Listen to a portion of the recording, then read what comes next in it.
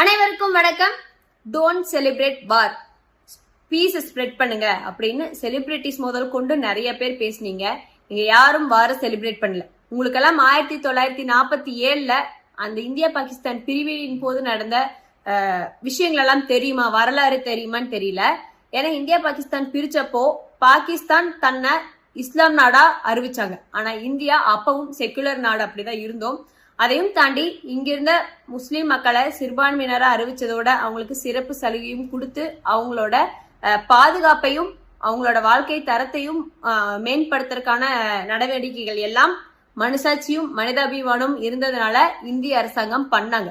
ஆனா பாகிஸ்தான் தன்னை முஸ்லீம் நாடா அறிவிச்சதை தாண்டி அங்க 18% ஹிந்து மக்கள் இருந்தாங்க. அது 2ஆ கம்மியாச்சு.